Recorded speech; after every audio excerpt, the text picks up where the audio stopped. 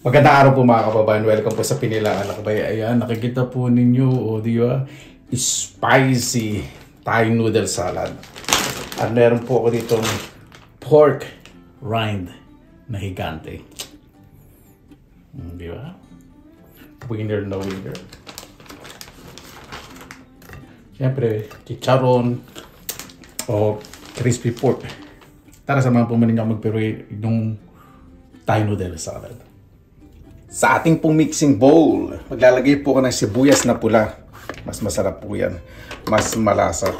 At sili. Napakasarap po talagang matutunan ng mga ibang po tayo sa ibang lahi. Ano? Pag natutunan po ninyo, tatigman po ninyo. Talagang aalamin po ninyo kung paano luto. Lalo na kung mahilig kayo magluto. At mas masarap malaman yung mga pagluluto. Kaysa naman yung ginigisa nyo yung kapwa ninyo. Habang tumitimbre ang init ng ngalangalan ninyo, di ba? Sa kakaharibat ng mga chismis. No? Yun ang dapat. Sarap pa ka ng siling buo.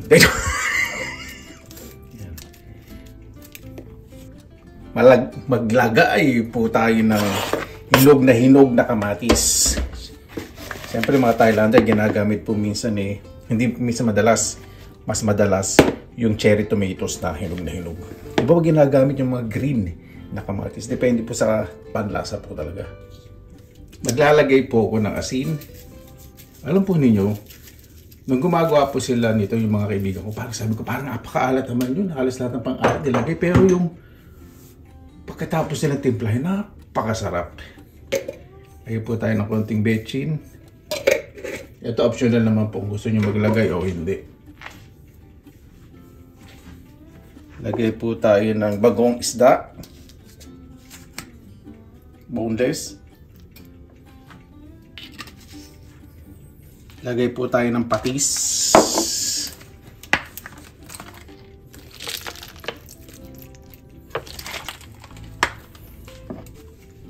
Maglalagay din po akong oyster sauce. Ito, hindi naman po talaga nilalagay. Nagustuhan ko lang. Sariling imbensyon ko lang. Pero nilalagay po talaga nila tamarind sauce.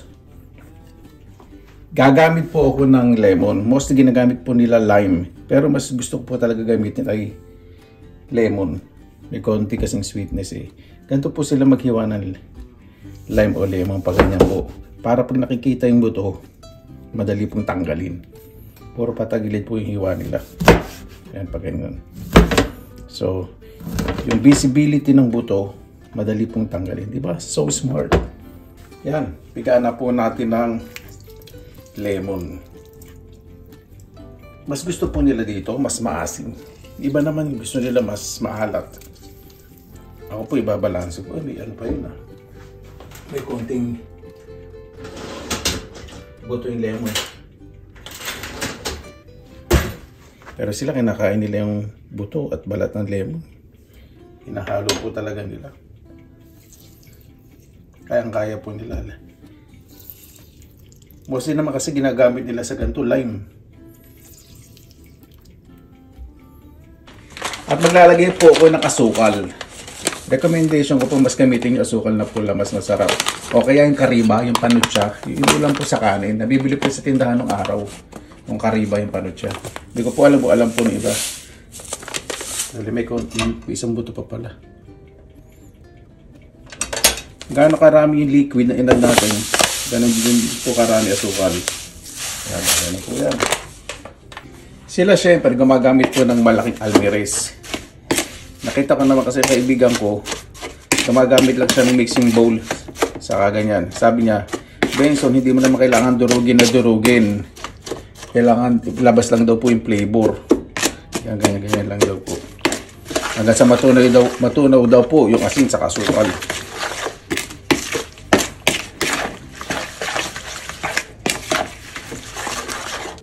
Sila naglalagay po sila ng pusit, minsan hilaw, tapos mga seafoods kung ano po gusto nila, kung karne. Lalagay ko po crab meat. Depende po sa inyo ano po gusto niyo ilagay. Pero mas fit in po dito yung mga seafoods. Medyo i-blanch po ninyo. Siyempre pag mga seafoods na mga shellfish, I recommend na mas luto po ninyo ng maayos. Saka pag itong mga recipe naman, kapag hindi naman natin nakasanayan, di ba, sa katawan natin, huwag natin basta-basta i-try. Ako naman po kasi, father ko po Ilocano, mahilig po sa kinilaw, saka yung mga ingredients naman ay talagang halos araw-araw ay party na po ng aming hapagkainan. Lalo na yung bagong isda, father ko po lagi may binagoongan, dininding, diba, tapos kinilaw, inihaw. Huwag po nyo biglain ang sarili po ninyo. Kapag nakakapanood po kayo ng mga mukbang, ng mga hilaw na maganda mga gulay, prutas, gagayahin po ninyo na po.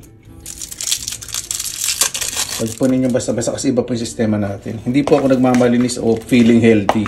Ibig sabihin, pinag-usapan po natin dito yung nakasanayan. Siyempre, ito hindi ko naman nakasanayan, pero yung mga ginamit ko po dito sa paglaki, nakasanayan ko. Bukod na lang sa lemon, siyempre, kailan lang naman masyado nag-evolve ang lemon sa atin, di ba? Kasi napakamalong yun, nagiging common na. Nagiging party na rin ng Philippine cuisine. Diba? Gawin ko lang po yan, mabuti. Ay, napakabango. Sa ating noodles, gagamit po ako ng vermicelli. Ayan. Asian noodles, vermicelli. Pwede po gumamit ng sotanghon noodles. Kalahati lang po ang gagamitin ito. Dahil ito, maalsa po ito. Itong vermicelli. Ayan, i-assemble na po natin. Last time, napanood po ninyo, gumawa po ako nito. Hindi ko po alam kung kailan po yung last time na yun. Hinalo ko po yung noodles sa sauce. Ngayon po, ang gagawin ko, ilalagay ko po muna itong noodles. Spread po natin. Excuse me. Malamig na po yung noodles. Sinugasan ko po yung sa malamig na tubig. Ayun na. Pag nakamay ko itong toppings and then lagay na po natin itong toppings. Diba? Para mas maganda po yung presentation. At pagkakain po tayo, saka pala halu-haluin. Doon yung technique nila. Pero iba po talaga pag sinuserve, pahalo na po. Diba? Panalong panalo.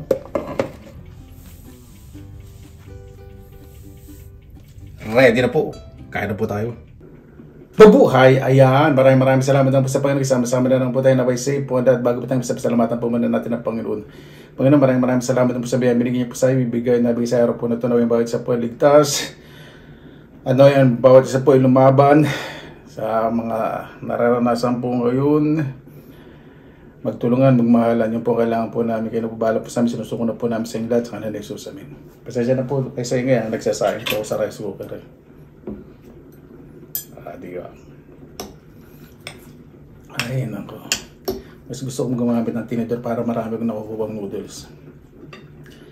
Muna natin sa mga na kanini. Yung lumalabas sa ilong. Sandali.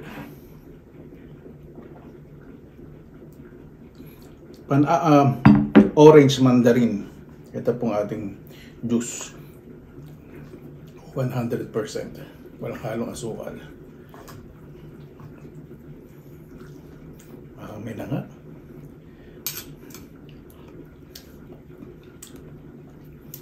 Ito lang ba? Ito mo na ilagay. Ito, kanto sila eh.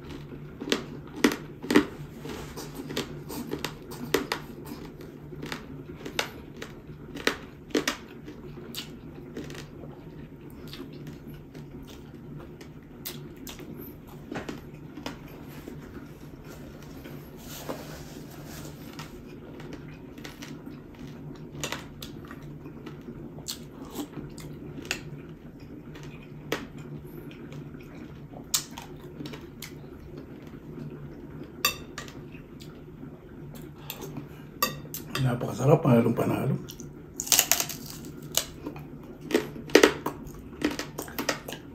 Nagkaroon ako ng kunad kasi nasa sa sauce ng salad, pero ako lang masarap.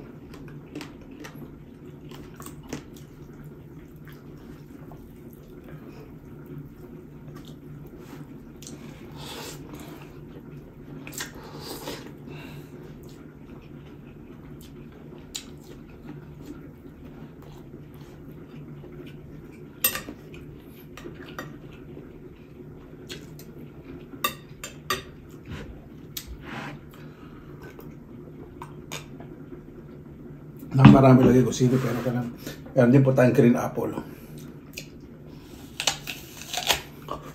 Diba? Maasim itong green apple eh.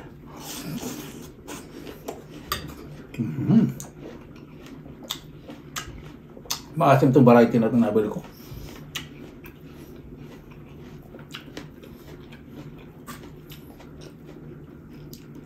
Bagay na bagay.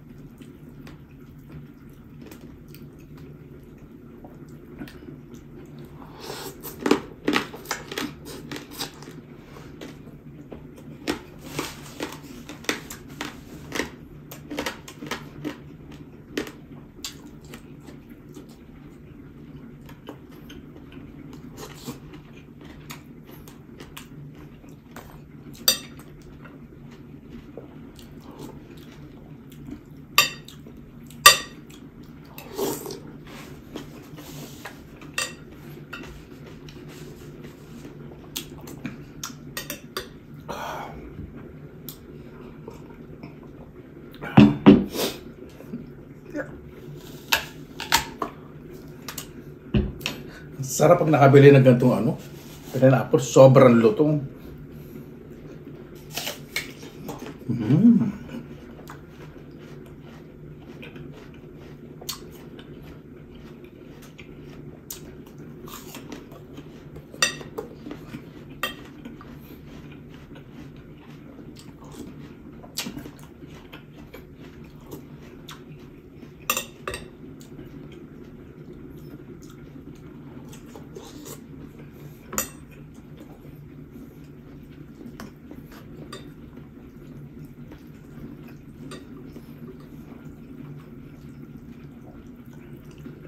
Gusto po itong noodles ng vermicelli na ito. Makulit ko natin. Hindi po siya malabsa.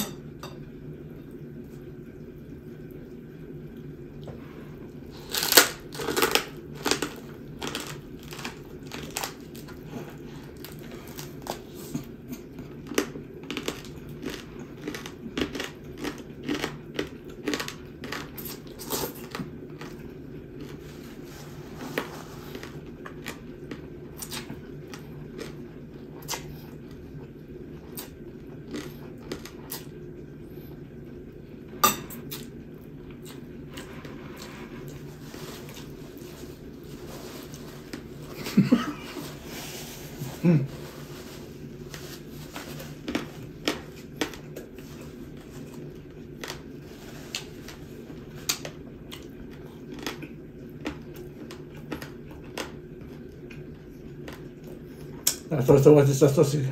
Kaya kumunat yung ibang parte. Pero yung lutong dito sarap.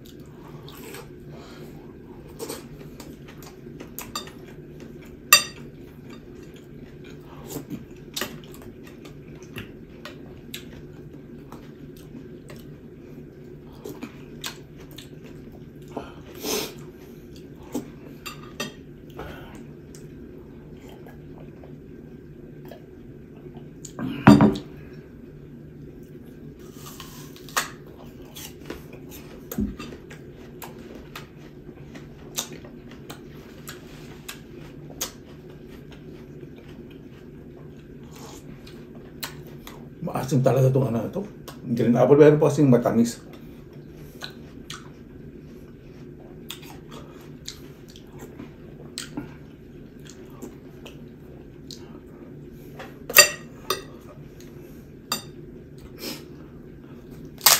Ayan po, yung man dito malutong. Yung na, ano na sauce, medyo kumunat.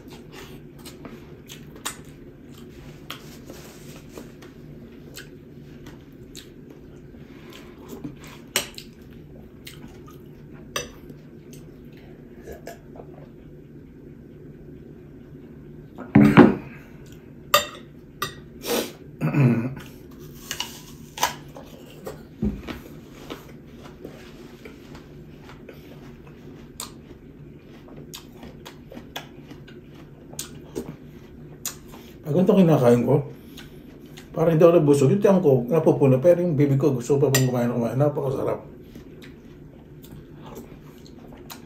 Clean taste, refreshing.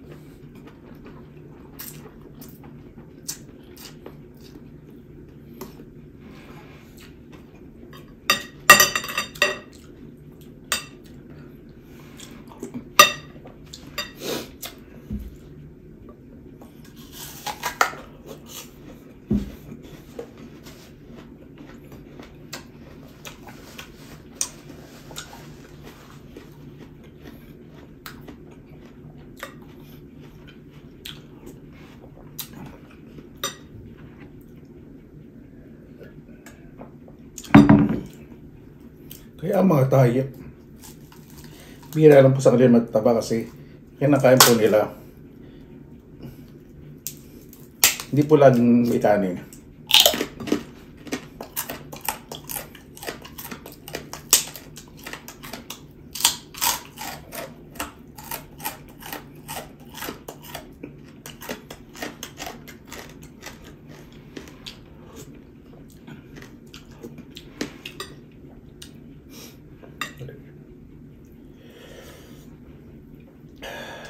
Absorb na nung noodles yung anghang.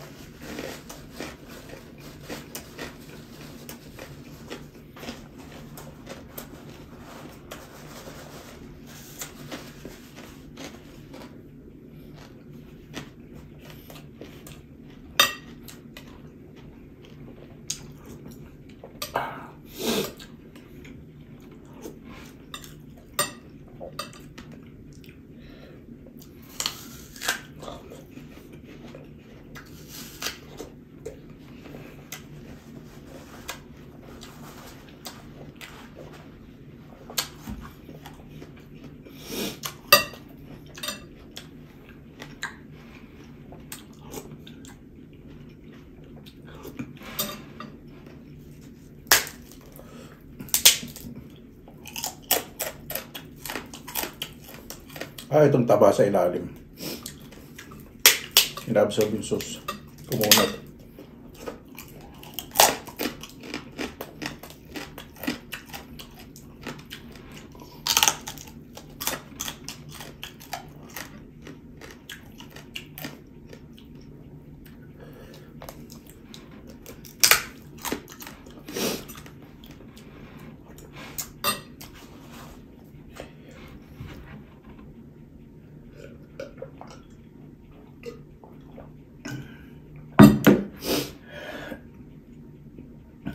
Ano ba bago tayo magtapos? Pasalamatan po muna natin, Panginoon. Yung tira ko po nilalagay po sa container. Ito lalagay ko rin po ito sa container. Itong pagtsatsagaan ko po kainin yung po kahit makunat-kunat na. Kahit nababad sa sauce. I-separate ko po yan. Diba? Panginoon, maraming salamat na po sa binigay po sa amin. Naway ba kayo sa politas? Excuse me. Ano po sa lahat ng nakarananas po ng mga dilubius ako na yung mga sakit po naranasan, naway maibsan po ang kanilang mararamdaman, patanggap po ng pagmamahal, pagtulong, pagmamahal sa akin mula po sa iba. Kaya na po bala po sa amin, sinusuko na po namin sa inyo lahat sa kanang Jesus amin. Paano po, maraming salamat na po sa inyong oras nila sa pinilangalakbay. Basta lagi po tayo positive vibes, good vibes. God bless, ingat po lagi, magandang araw. Laban lang!